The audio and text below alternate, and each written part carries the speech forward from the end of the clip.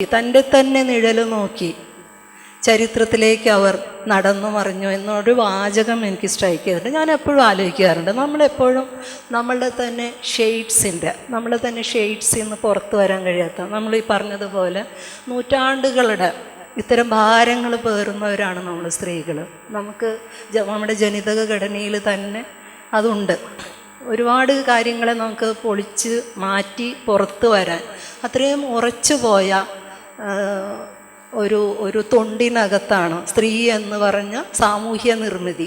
മനുഷ്യൻ എന്നുള്ള രീതിയിലല്ല, സ്ത്രീ എന്ന് പറഞ്ഞ സാമൂഹിക നിർമ്മിതി. അത് സാംസ്കാരികമായിട്ട് അല്ലെങ്കിൽ ഈ ആണധികാര വ്യവസ്ഥ നമ്മളെ നിർമ്മിച്ചു വെച്ചിരിക്കുന്ന ഒരു വലിയ ഒരു ചട്ടക്കൂടിനെ ഭേദിച്ച് പുറത്ത് വരിക എന്ന് പറയുന്നത് വളരെ ശ്രമകരമായ ഒരു തികച്ചും ഇന്ന് അത് കൂടുതലാണ്.